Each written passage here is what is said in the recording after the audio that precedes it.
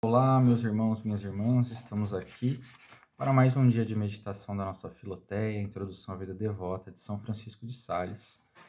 Nós trilhamos um bom caminho já, olha aqui, já passamos um tantinho, foi a nossa primeira parte, e estamos iniciando agora a segunda parte da Introdução à Vida Devota, que contém diversos avisos acerca da elevação da alma a Deus, por meio da oração e dos sacramentos. Então, no começo, nós vivemos uma parte que a gente poderia dizer que ela é mais negativa, ou seja, o objetivo dela é tirar da nossa vida, mais diretamente, né, aquilo que nos impede de viver a vida devota.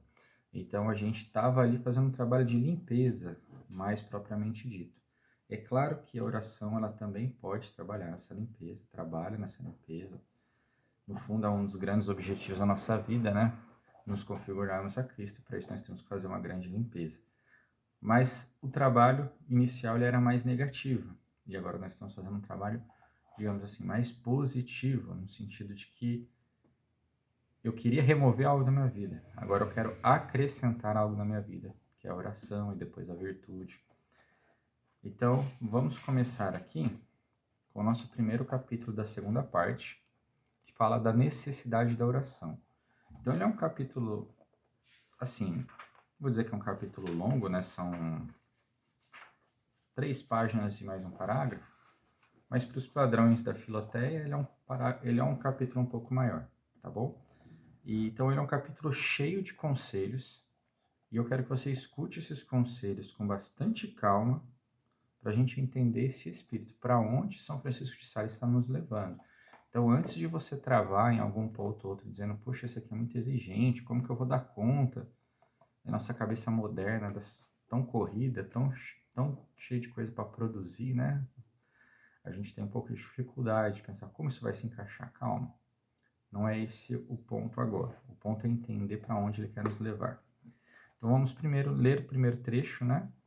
Como a oração traz ao nosso entendimento a claridade e a luz divina e expõe a nossa vontade ao calor celeste, não há coisa que tanto depure e dissipe o nosso entendimento das suas ignorâncias e a nossa vontade dos seus afetos depravados.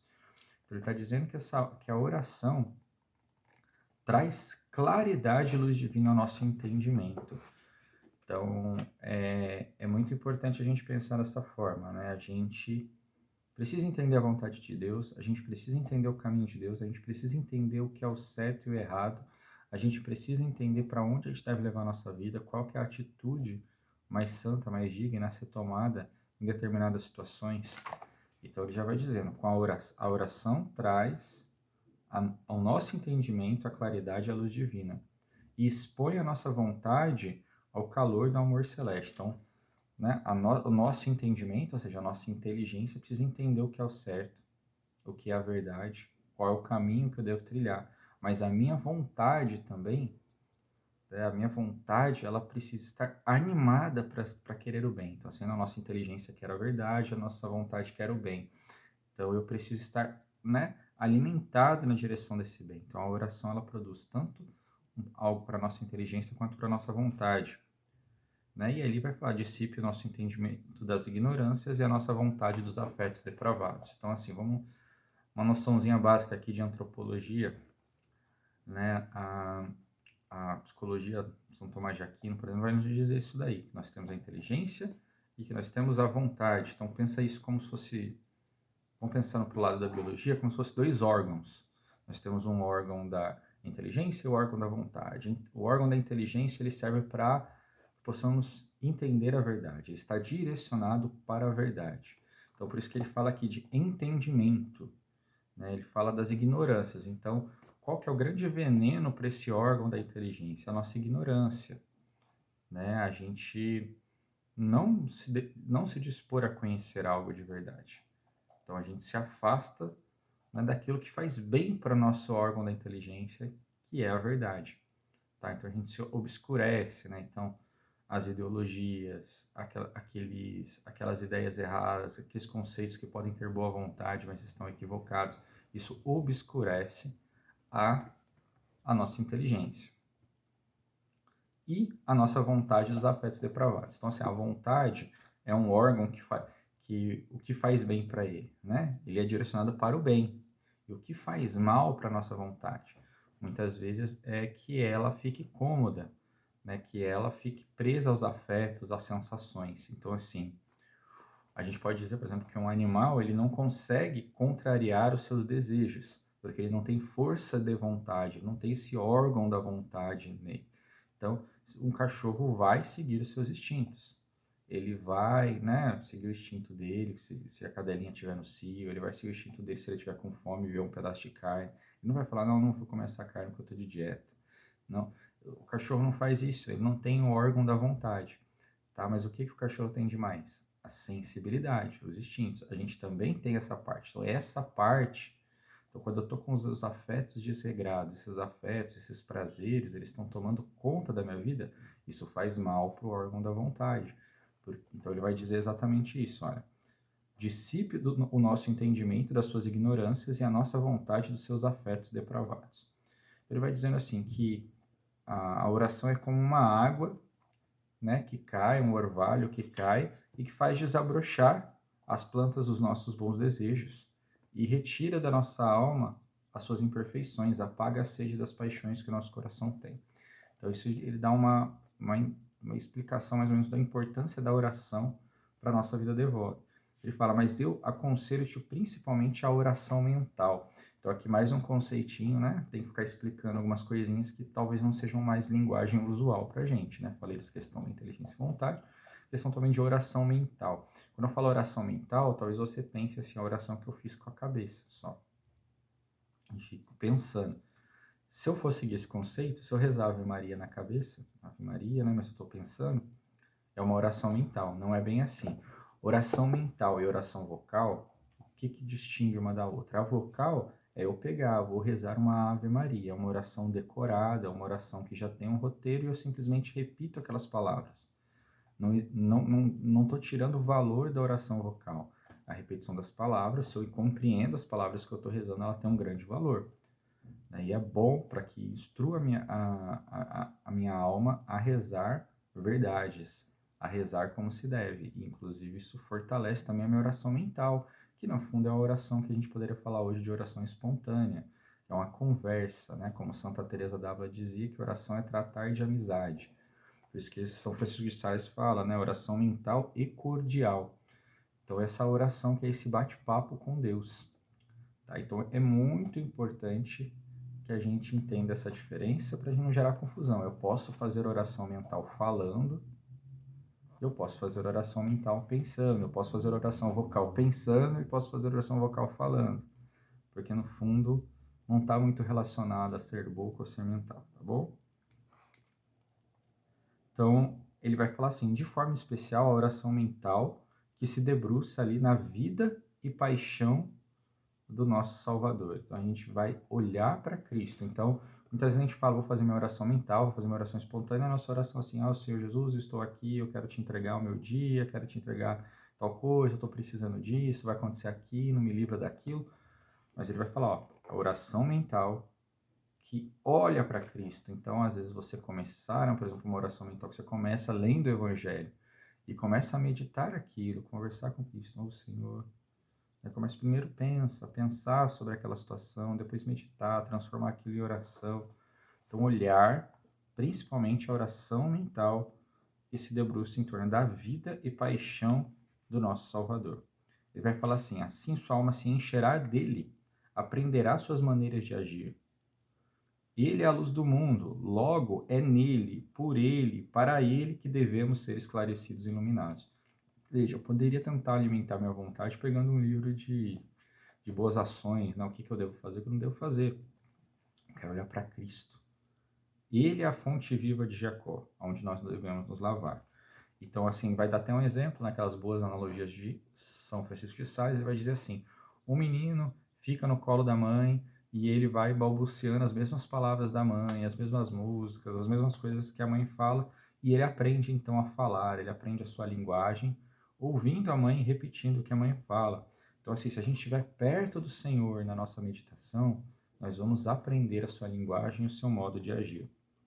Ele fala assim, aqui é onde devemos deter-nos, Filoteia, E creme, não seremos capazes de chegar a Deus Pai senão pela porta da oração. Tá, vou acelerar que já deu 10 minutos e ainda nem cheguei na metade, mas é porque é um trecho muito rico. Então ele vai dizer assim: se não andasse junta e casada com a sagrada humanidade do Salvador, cuja vida e morte são o objeto mais proporcionado, suave, delicioso e proveitoso, que podemos escolher para a nossa meditação ordinária? Tipo assim, o que a gente vai colocar na nossa meditação se nós não olharmos para a vida de Cristo? Então, isso é o principal. Né? Nosso objetivo é chegar a Cristo. Então, ele fala assim, ele é o pão descido do céu, e como o pão deve ser comido, né? A vida do Salvador deve ser meditada, considerada e buscada. Bom? Então ele vai falar assim, agora é o ponto que você pode assustar. Ele vai falar assim, emprega na meditação 1 hora por dia. Antes do jantar e, se puder, no princípio da manhã. Porque estará o espírito menos preocupado e mais fresco depois do descanso da noite. Ele fala assim, o melhor horário é de manhã, ele diz. Então você chegar de manhã para fazer sua oração. Ele fala ali 1 hora. O que eu entendo de 1 hora, tá? Mais do que a questão cronológica. Ele assim, não é pouco tempo. Mas a grande preocupação de São Francisco de Sales vem aqui, ó. Não deves empregar mais de 1 hora. Então ele tem uma preocupação muito grande que esse tempo não se estenda e que você deixe de fazer as suas tarefas cotidianas para ficar ali em tempo demasiado. E vai dizer assim, não é para fugir do mundo, fugir das coisas que você tem que fazer. Vamos aqui gastar 1 hora. Então esse 1 hora para ele, na verdade, ele está dando uma ênfase no menos até do que no mais. É porque a realidade nossa hoje, dar 1 hora para oração assim, no nosso dia já tão corrido, parece impossível. Então entenda assim, antes de você ficar preso só no cronômetro, pense assim, não é pouco. Não é pouco. Ao ponto de eu fazer uma oração apressada e já sair. Mas também não é para você ficar o dia inteiro, né? Abdicar das coisas que você tem que fazer para ficar lá o dia inteiro numa oração. Não, vamos nos dedicar a fazer a meditação. Se você consegue dar meia hora é um bom tempo, né? 20 minutos, pode ser. É que eu falo, eu estou contando aqui o tempo que você vai sentar, o tempo que você vai ler o evangelho, o tempo que você... Entendeu? Então, talvez, eu penso que seria o ideal. E não estou falando que eu sou o primor de realizar isso aqui. Eu estou ensinando de São Francisco de Sales, tá bom? Então, ele vai falar assim, se você puder fazer na igreja, melhor. Lá você vai ter silêncio, lá você vai ter calma, tá? Mas, assim, de repente, às vezes, a nossa solução é fazer em casa e mais cedo. Acorda mais cedo que os outros, na hora que a casa está em silêncio, e vamos fazer.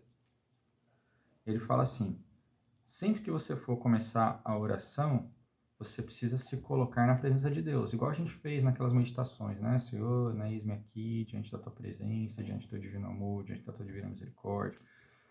Ele fala, pode ser tanto mental, espontânea, como eu fiz agora, ou pode ser, tipo, né, uma oração na inspirar, Senhor, as nossas ações, ajudar-nos a realizá-las, para que vós comece, para que vós termine tudo aquilo que fizermos por Cristo, Senhor nosso. Amém.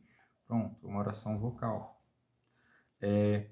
Mas ele fala assim, isso não pode abrir mão, você não pode abrir mão disso. Você tem que mostrar para você mesmo que você está diante da presença do Senhor.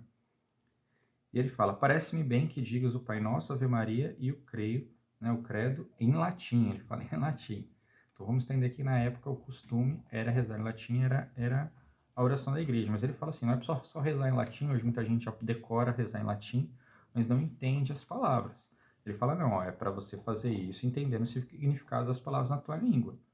Então assim, rezar em latim era rezar na linguagem da igreja, rezar em comunhão com toda a igreja, rezar, trazer ali a sacralidade para aquele momento. Mas ele fala, só tem valor se você conhecer o significado das palavras. Então, penso que o ideal, pelo menos para você começar, para você não colocar muitos empecilhos para não começar, seja rezar o Pai Nosso, Ave Maria, eu creio, na sua língua, vernácula mesmo, dizendo, né, a oração tendo noção do sentido. Ele fala assim, pensando atentamente no sentido e excitando os afetos correspondentes. Ele fala assim, um Pai Nosso rezado com atenção vale muito mais do que vários rezados de forma apressada e velozmente. Tá? Aqui, vou correr um pouquinho por causa do tempo, ele vai falar assim, o terço também ele é útil, contanto que saibas rezar como convém. Né? Também é bom ladainhas e tal, mas ele diz, se você tiver o dom da oração mental, ou seja, se você consegue, eu acho que isso daí não tem muita dificuldade, podemos conversar com Deus, sempre reserve para ela o primeiro lugar. Então, assim, eu tenho 1 hora, eu vou rezar vou rezar o terço, tá, depois eu vejo se eu converso. Não. Priorize a oração mental, é isso que ele está dizendo. tá? Então ele fala assim, se você não conseguir, se não sobrar tempo para você fazer a oração vocal, ele fala assim, não se importa. Ah, não deu tempo de eu rezar o terço porque eu estava aqui meditando, fazendo meditação. Ele falou assim, ó, não se importe com isso, tá? Contente-se apenas em rezar, ele fala a oração dominical, que é o Pai Nosso, a saudação angélica, que é a Ave Maria, e o símbolo dos apóstolos, que é o credo. Tá? Então, você rezar essas três, bem rezado, tá? Ele fala que já está valendo se você fizer uma boa oração mental, tá? Ele fala assim, se você estiver lá rezando a sua oração mental, então eu sentei aqui para rezar o terço, ou sentei aqui para rezar uma ladainha, e de repente eu sinto o impulso interior de começar a rezar a oração mental, e eu começo a conversar com Deus. Ele fala assim, você não se preocupa. Ele fala, aceita essa inspiração. E ele fala, não te preocupe se não acabar a oração. Então, vamos supor que você sentou para rezar o terço. Você rezou uma dezena e começou lá a meditar o segundo mistério. Então, hoje é sábado, então estamos lá, comecei a meditar, né? A visita de Maria, sua prima Isabel, com Jesus no ventre, e você começa a meditar aquilo, e vai te chamando a atenção, e você vai rezando, putz, agora não dá mais tempo de rezar meu terço, preciso ir trabalhar. Ele falou assim, não se importa com isso, porque a oração mental é mais agradável a Deus e mais proveitosa para a tua alma. Ele fala assim, então se você conseguir fazer 1 hora de oração mental bem rezado, né? Aquele tempo bom, a mais do que o mínimo, e ao mesmo tempo que não seja exagerado, ele fala, se você consegue fazer esse tempo bom, isso é melhor do que encher o seu dia de práticas, tá? E ele fala assim, a não ser que você seja padre ou religioso, precisa rezar ali a liturgia das horas, então isso é uma obrigação, então você não pode deixar de fazer. Ele fala, então, se acontece toda manhã esse exercício, é melhor, tá? Se você não conseguir, então se esforça para fazer antes do jantar. E ele fala, faz oração antes do jantar, porque se você tiver com a barriga cheia de comida, vai te dar sono, vai te dar falta de foco. Então, olha só, o Francisco de Sales se preocupa até com esses detalhes. Ele fala assim, vamos supor que aconteça um dia extremamente corrido e você não conseguiu fazer a sua oração mental. Sei lá, acordei para fazer, o filho já chorou, já tive...